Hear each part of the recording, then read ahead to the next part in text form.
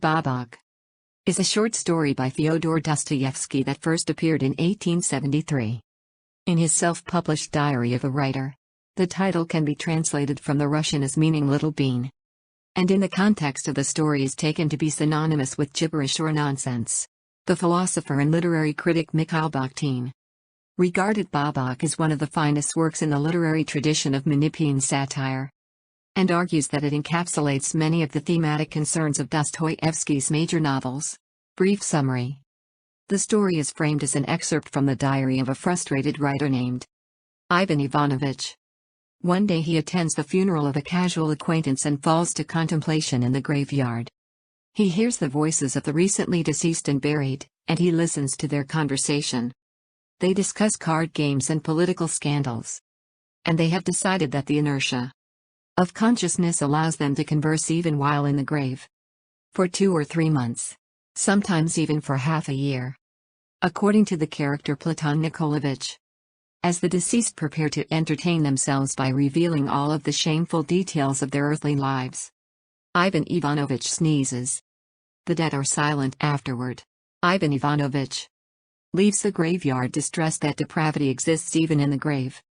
The last moments of consciousness. But hopeful that he may visit other cemeteries and finally have something to write about. Characters.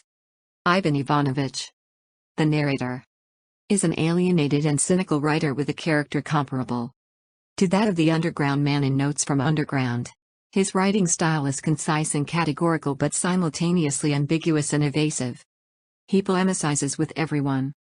Friends, editors who reject his work, the contemporary public and after listening to the underground dialogue with contemporary corpses. Platon Nikolaevich is a deceased philosopher who explains how the life of the conscious mind and the formerly living personality continues for a short time. Usually 2 to 3 months but sometimes up to 6 months after death. But now without any associated bodily reality, concentrated somehow only in consciousness.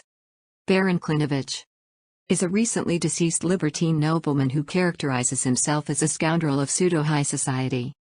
He proposes to the other corpses that for the remaining 2 or 3 months they cast aside all shame and amuse each other by not lying about themselves. He complains that in his own life he was constantly encountering moral and societal restraints on his predatory nature and that life was synonymous with lying. But that here in death they could spend their short remaining time reveling in shameless truthfulness. End of the summary. Let's listen to the complete story. Bobok. From somebody's diary. Semyon Ardalionovich said to me all of a sudden the day before yesterday, "Why, will you ever be sober, Ivan Ivanovich? Tell me that, pray." A strange requirement. I did not resent it. I am a timid man, but here they have actually made me out mad. An artist painted my portrait as it happened. "After all, you are a literary man," he said. I submitted, he exhibited it. I read, "Go and look at that morbid face suggesting insanity." It may be so, but think of putting it so bluntly into print.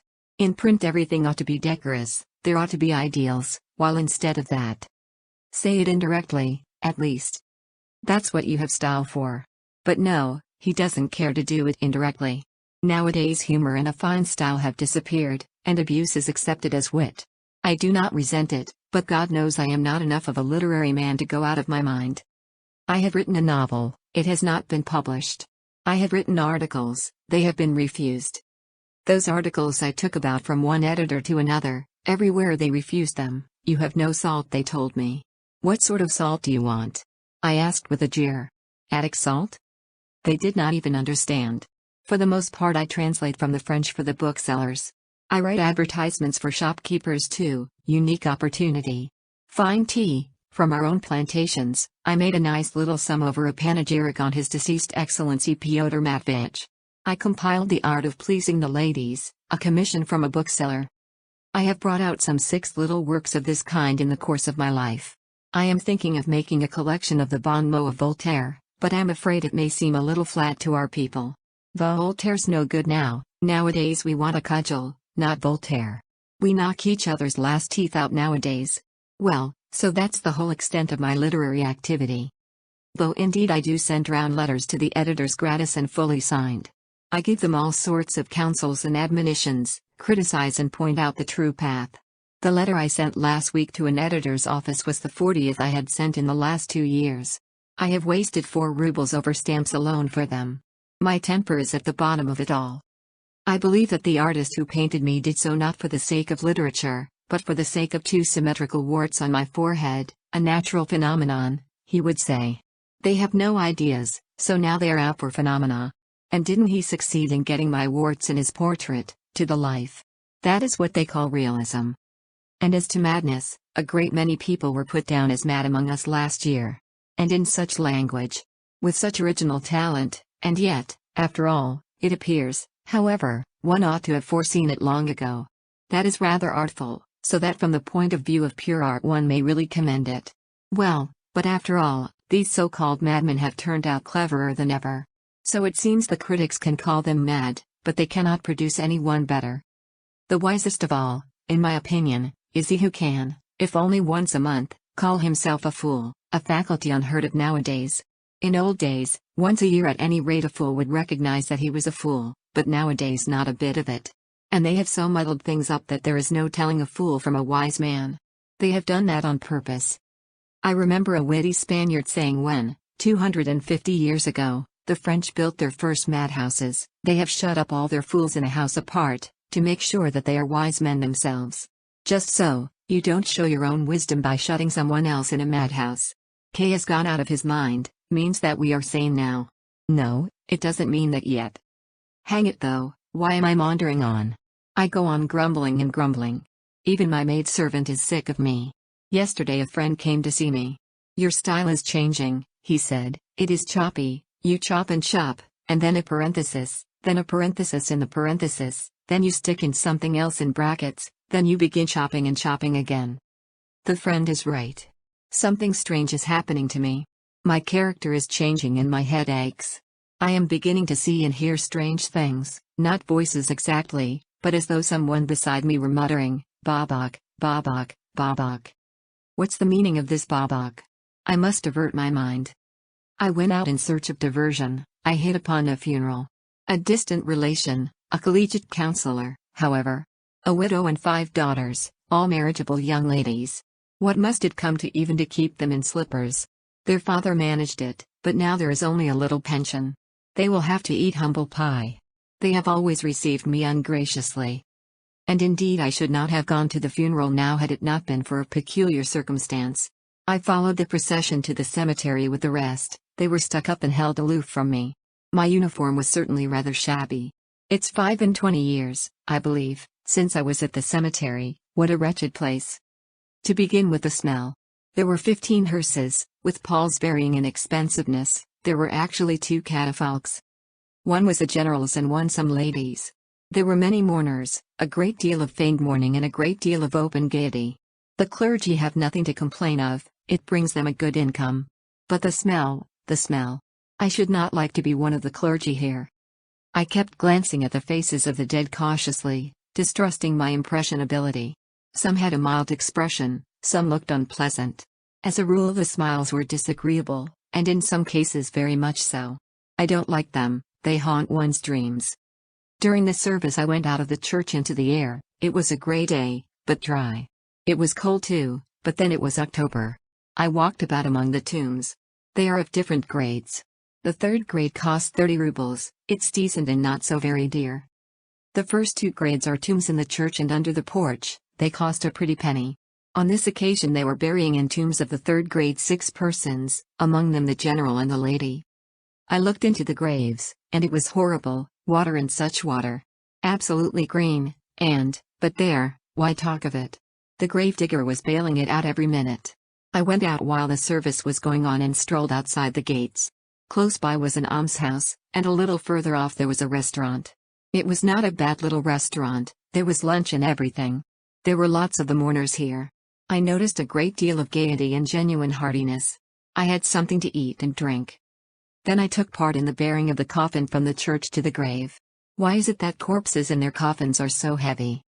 They say it is due to some sort of inertia, that the body is no longer directed by its owner, or some nonsense of that sort, in opposition to the laws of mechanics and common sense. I don't like to hear people who have nothing but a general education venture to solve the problems that require special knowledge, and with us that's done continually.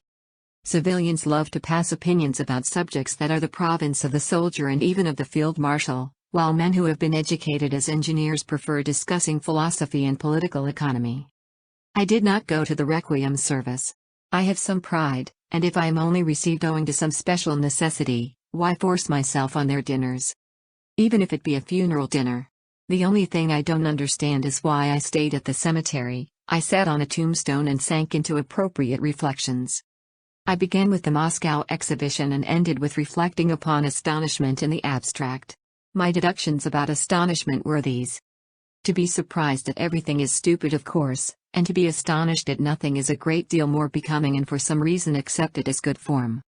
But that is not really true. To my mind, to be astonished at nothing is much more stupid than to be astonished at everything. And, moreover, to be astonished at nothing is almost the same as feeling respect for nothing. And indeed a stupid man is incapable of feeling respect. But what I desire most of all is to feel respect. I thirst to feel respect, one of my acquaintances said to me the other day. He thirsts to feel respect. Goodness, I thought, what would happen to you if you dare to print that nowadays? At that point I sank into forgetfulness. I don't like reading the epitaphs of tombstones, they are everlastingly the same. An unfinished sandwich was lying on the tombstone near me, stupid and inappropriate. I threw it on the ground, as it was not bread but only a sandwich. Though I believe it is not a sin to throw bread on the earth, but only on the floor. I must look it up in Suvorin's calendar. I suppose I sat there a long time, too long a time, in fact, I must have lain down on a long stone which was of the shape of a marble coffin. And how it happened I don't know, but I began to hear things of all sorts being said. At first I did not pay attention to it, but treated it with contempt. But the conversation went on. I heard muffled sounds as though the speakers' mouths were covered with a pillow, and at the same time they were distinct and very near. I came to myself, sat up and began listening attentively. Your Excellency, it's utterly impossible. You led hearts, I return your lead, and here you play the 7 of diamonds. You ought to have given me a hint about diamonds. What, play by hard and fast rules? Where is the charm of that? You must, Your Excellency. One can't do anything without something to go upon. We must play with dummy, let one hand not be turned up. Well, you won't find a dummy here. What conceited words. And it was queer and unexpected. One was such a ponderous, dignified voice, the other softly suave. I should not have believed it if I had not heard it myself. I had not been to the requiem dinner, I believe. And yet how could they be playing preference here, and what general was this? That the sounds came from under the tombstones, of that there could be no doubt. I bent down and read on the tomb. Here lies the body of Major General Provoidov, a cavalier of such and such orders. Passed away in August of this year, 57. Rest, beloved ashes, till the joyful dawn. Dash it, it really is a general. There was no monument on the grave from which the obsequious voice came, there was only a tombstone. He must have been a fresh arrival. From his voice he was a lower court councillor. Oh ho ho ho. I heard in a new voice a dozen yards from the general's resting place, coming from quite a fresh grave. The voice belonged to a man in a plebeian, mawkish with its affectation of religious fervor. Oh ho ho ho. Oh, here he is hiccuping again, cried the haughty and disdainful voice of an irritated lady, apparently of the highest society. It is an affliction to be by this shopkeeper. I didn't hiccup. Why, I've had nothing to eat. It's simply my nature. Really, madam, you don't seem able to get rid of your caprices here. Then why did you come and lie down here? They put me here, my wife and little children put me here, I did not lie down here of myself. The mystery of death. And I would not have lain down beside you not for any money, I lie here as befitting my fortune, judging by the price. For we can always do that, pay for a tomb of the 3rd grade. You made money, I suppose? You fleece people? Fleece you, indeed. We haven't seen the color of your money since January. There's a little bill against you at the shop. Well, that's really stupid. To try and recover debts here is too stupid, to my thinking. Go to the surface. Ask my niece, she is my heiress. There's no asking anyone now, and no going anywhere. We have both reached our limit and, before the judgment seat of God, are equal in our sins. In our sins, the lady mimicked him contemptuously. Don't dare to speak to me. Oh ho ho ho. You see, the shopkeeper obeys the lady, Your Excellency. Why shouldn't he? Why, Your Excellency, because, as we all know, things are different here. Different? How? We are dead, so to speak, Your Excellency. Oh, yes. But still. Well, this is an entertainment, it is a fine show, I must say. If it has come to this down here, what can one expect on the surface? But what a queer business. I went on listening, however, though with extreme indignation. Yes, I should like a taste of life. Yes, I should like a taste of life. I heard a new voice suddenly somewhere in the space between the general and the irritable lady. Do you hear, Your Excellency, our friend is at the same game again. For 3 days at a time he says nothing, and then he bursts out with I should like a taste of life, yes, a taste of life. And with such appetite, he. And such frivolity. It gets hold of him, Your Excellency, and do you know, he is growing sleepy, quite sleepy, he has been here since April, and then all of a sudden I should like a taste of life. It is rather dull, though, observed His Excellency. It is, Your Excellency. Shall we tease Avdotia Ignatyevna again, he? No, spare me, please. I can't endure that quarrelsome virago. And I can't endure either of you, cried the virago disdainfully. You are both of you bores and can't tell me anything ideal. I know one little story about you, Your Excellency, don't turn up your nose, please, how a manservant swept you out from under a married couple's bed one morning. Nasty woman, the general muttered through his teeth. Avdotia Ignatyevna, ma'am, the shopkeeper wailed suddenly again, my dear lady, don't be angry, but tell me, am I going through the ordeal by torment now, or is it something else? Ah, he is at it again, as I expected. For there's a smell from him which means he is turning round. I am not turning round, ma'am, and there's no particular smell from me, for I've kept my body whole as it should be, while you're regularly high. For the smell is really horrible even for a place like this. I don't speak of it, merely from politeness. Ah, you horrid, insulting wretch. He positively stinks and talks about me. Oh ho ho ho. If only the time for my requiem would come quickly, I should hear their tearful voices over my head, my wife's lament and my children's soft weeping. Well, that's a thing to fret for. They'll stuff themselves with funeral rice and go home. Oh, I wish somebody would wake up. Avdotia Ignatyevna, said the insinuating government clerk, wait a bit, the new arrivals will speak. And are there any young people among them? Yes, there are, Avdotia Ignatyevna. There are some not more than lads. Oh, how welcome that would be. Haven't they begun yet? Inquired His Excellency. Even those who came the day before yesterday haven't awakened yet, Your Excellency. As you know, they sometimes don't speak for a week. It's a good job that today and yesterday and the day before they brought a whole lot. As it is, they are all last year's for 70 feet round. Yes, it will be interesting. Yes, Your Excellency, they buried Tarasevich, the Privy Councillor, today. I knew it from the voices. I know his nephew, he helped to lower the coffin just now. Where is he, then? 5 steps from you, Your Excellency, on the left. Almost at your feet. You should make his acquaintance, Your Excellency. No, it's not for me to make advances. Oh, he will begin of himself, Your Excellency. He will be flattered. Leave it to me, Your Excellency, and I. Oh, what is happening to me? Croaked the frightened voice of a new arrival. A new arrival, Your Excellency, a new arrival, thank God. And how quick he's been. Sometimes they don't say a word for a week. Oh, I believe it's a young man. Avdotia Ignatyevna cried shrilly. It was a complication, and so sudden. Faltered the young man again. Only the evening before, Schultz said to me, there's a complication, and I died suddenly before morning. Oh. Well, there's no help for it, young man, the general observed graciously, evidently pleased at a new arrival. You must be comforted. You are kindly welcome to our Vale of Jehoshaphat, so to call it. We are kind-hearted people, you will come to know us and appreciate us. Major General Vasily Vasilich Pervoidov, at your service. Oh, no. Certainly not.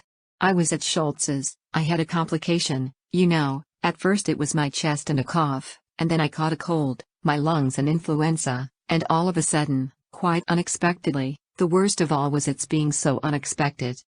You say it began with a chest, the government clerk put in suavely, as though he wished to reassure the new arrival. Yes, my chest and catarrh and then no catarrh, but still the chest, and I couldn't breathe, and you know. I know. But if it was the chest you ought to have gone to Echka and not to Schultz. You know, I kept meaning to go to Botkin's, and all at once. Botkin is quite prohibitive, observed the general. Oh, no, he is not forbidding at all, I've heard he is so attentive and foretells everything beforehand. His Excellency was referring to his fees, the government clerk corrected him. Oh, not at all, he only asks 3 rubles, and he makes such an examination, and gives you a prescription, and I was very anxious to see him, for I have been told. Well, gentlemen, had I better go to Echka or to Botkin? What? To whom? The general's corpse shook with agreeable laughter. The government clerk echoed it in falsetto. Dear boy, dear, delightful boy, how I love you. Avdotia Ignatyevna squealed ecstatically. I wish they had put someone like you next to me. No, that was too much. And these were the dead of our times. Still, I ought to listen to more and not be in too great a hurry to draw conclusions. That sniveling new arrival, I remember him just now in his coffin, had the expression of a frightened chicken, the most revolting expression in the world. However, let us wait and see. But what happened next was such a bedlam that I could not keep it all in my memory.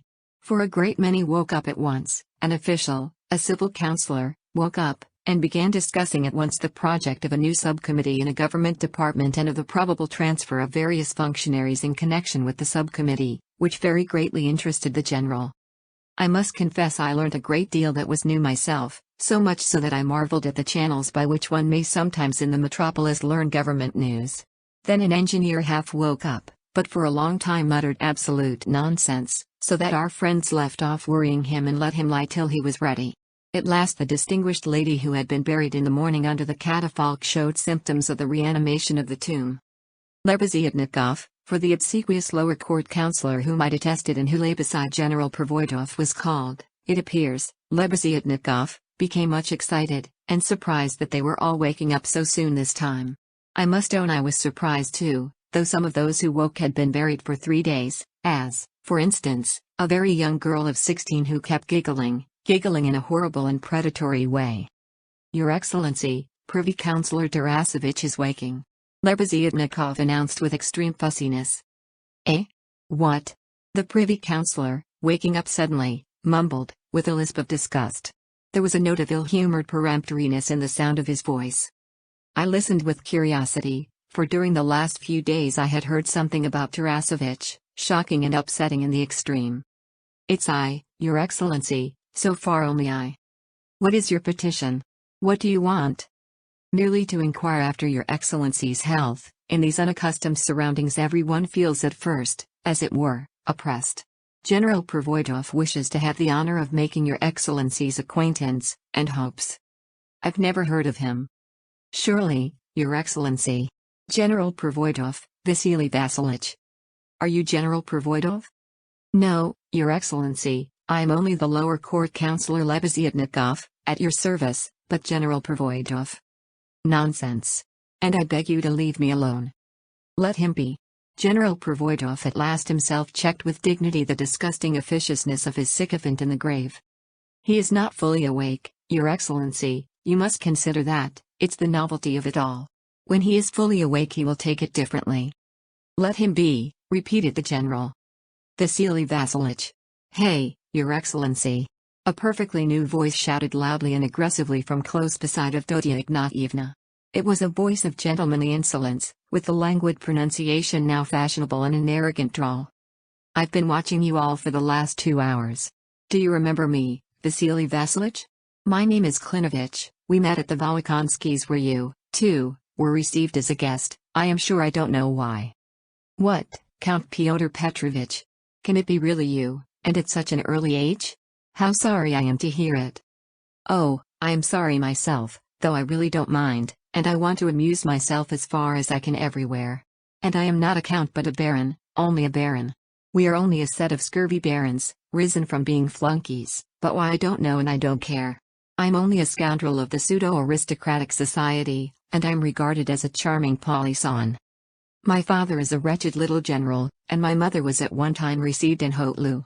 With the help of the Jews I forged 50,000 ruble notes last year and then I informed against him, while Julie Charpentier de Lausignan carried off the money to Bordeaux. And only fancy, I was engaged to be married, to a girl still at school, 3 months under 16, with a dowry of 90,000. Avdotia Ignatievna, do you remember how you seduced me 15 years ago when I was a boy of 14 in the Cour des Pages? Ah, that's you, you rascal. Well, you are a godsend, anyway, for here. You were mistaken in suspecting your neighbor, the business gentleman, of unpleasant fragrance. I said nothing, but I laughed. The stench came from me, they had to bury me in a nailed-up coffin. Ugh, you horrid creature. Still, I am glad you are here, you can't imagine the lack of life and wit here. Quite so, and I intend to start here something original. Your Excellency, I don't mean you, Pervoidov, Your Excellency the other one, Tarasovich, the Privy Councillor. Answer. I am Klinovich, who took you to Mill. Forian land, do you hear? I do, Klinovich, and I am delighted, and trust me. I wouldn't trust you with a halfpenny, and I don't care. I simply want to kiss you, dear old man, but luckily I can't. Do you know, gentlemen, what this Grandpère's little game was? He died 3 or 4 days ago, and would you believe it, he left a deficit of 400,000 government money from the Fund for Widows and Orphans. He was the sole person in control of it for some reason. So that his accounts were not audited for the last 8 years. I can fancy what long faces they all have now, and what they call him. It's a delectable thought, isn't it? I have been wondering for the last year how a wretched old man of 70, gouty and rheumatic, succeeded in preserving the physical energy for his debaucheries, and now the riddle is solved. Those widows and orphans, the very thought of them must have egged him on. I knew about it long ago, I was the only one who did know, it was Julie told me, and as soon as I discovered it, I attacked him in a friendly way at once in Easter week. Give me 25,000, if you don't they'll look into your accounts tomorrow. And just fancy, he had only 13,000 left then, so it seems it was very apropos his dying now. Grandpère, do you hear? Cher Klinovich, I quite agree with you, and there was no need for you to go into such details. Life is so full of suffering and torment and so little to make up for it, that I wanted at last to be at rest, and so far as I can see I hope to get all I can from here too. I bet that he has already sniffed Katish Berestov. Who? What Katish? There was a rapacious quiver in the old man's voice. What Katish? Why, here on the left, 5 paces from me and 10 from you. She has been here for 5 days, and if only you knew, Grandpère, what a little wretch she is. Of good family and breeding and a monster, a regular monster. I did not introduce her to anyone there, I was the only one who knew her. Katish, answer. He. The girl responded with a jangling laugh, in which there was a note of something as sharp as the prick of a needle. He. And a little blonde? The Grandpère faltered, drawling out the syllables. He.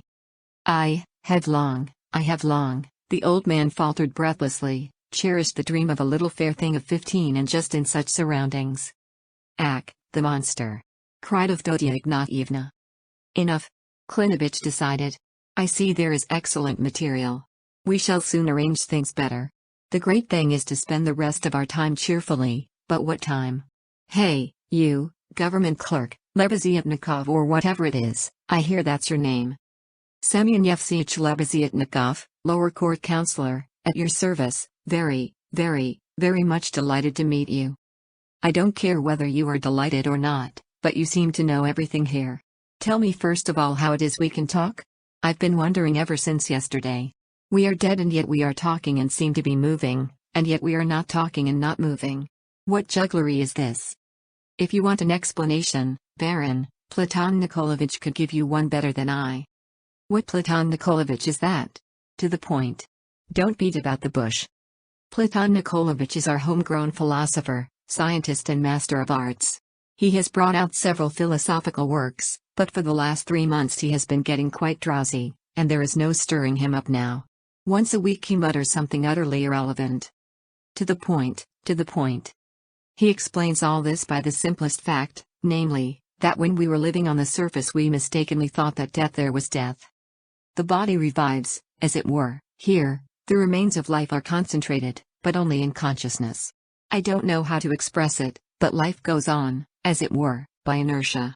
In his opinion, everything is concentrated somewhere in consciousness and goes on for 2 or 3 months, sometimes even for half a year. There is one here, for instance, who is almost completely decomposed, but once every 6 weeks he suddenly utters one word, quite senseless of course, about some Bobok, Bobok, Bobok, but you see that an imperceptible speck of life is still warm within him. It's rather stupid. Well, and how is it I have no sense of smell and yet I feel there's a stench? That, hee. Well, on that point our philosopher is a bit foggy. It's apropos of smell, he said, that the stench one perceives here is, so to speak, moral, hee. It's the stench of the soul, he says, that in these 2 or 3 months it may have time to recover itself, and this is, so to speak, the last mercy. Only, I think, Baron, that these are mystic ravings very excusable in his position. Enough, all the rest of it, I am sure, is nonsense. The great thing is that we have 2 or 3 months more of life and then, Bobok. I propose to spend these 2 months as agreeably as possible, and so to arrange everything on a new basis. Gentlemen, I propose to cast aside all shame. Ah, let us cast aside all shame, let us. Many voices could be heard saying, and strange to say, several new voices were audible, which must have belonged to others newly awakened. The engineer, now fully awake, boomed out his agreement with peculiar delight. The girl Katish giggled gleefully. Oh, how I long to cast off all shame! Avdotya Ignatyevna exclaimed rapturously. I say, if Avdotya Ignatyevna wants to cast off all shame. No, Klinovich, I was ashamed up there all the same, but here I should like to cast off shame, I should like it awfully. I understand, Klinovich, boomed the engineer, that you want to rearrange life here on new and rational principles. Oh, I don't care a hang about that. For that we'll wait for Kudaarov, who was brought here yesterday. When he wakes he'll tell you all about it. He is such a personality, such a titanic personality. Tomorrow they'll bring along another natural scientist, I believe, an officer for certain, and 3 or 4 days later a journalist, and, I believe, his editor with him. But deuce take them all, there will be a little group of us anyway, and things will arrange themselves. Though meanwhile I don't want us to be telling lies. That's all I care about, for that is one thing that matters. One cannot exist on the surface without lying, for life and lying are synonymous, but here we will amuse ourselves by not lying. Hang it all, the grave has some value after all. We'll all tell our stories aloud, and we won't be ashamed of anything. First of all I'll tell you about myself. I am one of the predatory kind, you know. All that was bound and held in check by rotten cords up there on the surface. Away with cords and let us spend these 2 months in shameless truthfulness. Let us strip and be naked. Let us be naked, let us be naked, cried all the voices. I long to be naked, I long to be, Avdotya Ignatyevna shrilled. Ah, I see we shall have fun here, I don't want Echka after all. No, I tell you. Give me a taste of life. He, giggled Katish. The great thing is that no one can interfere with us, and though I see Provoidov is in a temper, he can't reach me with his hand. Grand-père, do you agree? I fully agree, fully, and with the utmost satisfaction, but on condition that Katish is the first to give us her biography. I protest. I protest with all my heart. General Provoidov brought out firmly. Your Excellency. The scoundrel Labazietnikov persuaded him in a murmur of fussy excitement. Your Excellency, it will be to our advantage to agree. Here, you see, there's this girl's, and all their little affairs. There's the girl, it's true, but it's to our advantage, Your Excellency, upon my word it is. If only as an experiment, let us try it. Even in the grave they won't let us rest in peace. In the first place, General, you were playing preference in the grave, and in the second we don't care a hang about you, drawled Klinovich. Sir, I beg you not to forget yourself. What? Why, you can't get at me, and I can tease you from here as though you were Julie's lapdog. And another thing, gentlemen, how is he a general here? He was a general there, but here is mere refuse. No, not mere refuse. Even here. Here you will rot in the grave and 6 brass buttons will be all that will be left of you. Bravo, Klinovich, ha ha ha. Roared voices. I have served my sovereign. I have the sword. Your sword is only fit to prick mice, and you never drew it even for that. That makes no difference, I formed a part of the whole. There are all sorts of parts in a whole. Bravo, Klinovich, bravo. Ha ha ha. I don't understand what the sword stands for, boomed the engineer. We shall run away from the Prussians like mice, they'll crush us to powder. Cried a voice in the distance that was unfamiliar to me, that was positively spluttering with glee. The sword, sir, is an honor, the general cried, but only I heard him. There arose a prolonged and furious roar, clamor, and hubbub, and only the hysterically impatient squeals of Avdotya Ignatyevna were audible. But do let us make haste. Ah, when are we going to begin to cast off all shame? Oh ho ho. The soul does in truth pass through torments, exclaimed the voice of the plebeian, and here I suddenly sneezed. It happened suddenly and unintentionally, but the effect was striking. All became as silent as one expects it to be in a churchyard, it all vanished like a dream. A real silence of the tomb set in. I don't believe they were ashamed on account of my presence, they had made up their minds to cast off all shame. I waited 5 minutes, not a word, not a sound. It cannot be supposed that they were afraid of my informing the police, for what could the police do to them? I must conclude that they had some secret unknown to the living, which they carefully concealed from every mortal. Well, my dears, I thought, I shall visit you again. And with those words, I left the cemetery. No, that I cannot admit, no, I really cannot. The Bobok case does not trouble me, so that is what that Bobok signified. Depravity in such a place, depravity of the last aspirations, depravity of sodden and rotten corpses, and not even sparing the last moments of consciousness. Those moments have been granted, vouchsafed to them, and, worst of all, in such a place. No, that I cannot admit. I shall go to other tombs, I shall listen everywhere. Certainly one ought to listen everywhere and not merely at one spot in order to form an idea. Perhaps one may come across something reassuring. But I shall certainly go back to those. They promise their biographies and anecdotes of all sorts. Tfu. But I shall go, I shall certainly go, it is a question of conscience. I shall take it to the Citizen, the editor there has had his portrait exhibited too. Maybe he will print it. End of the story. Thank you. Thank you.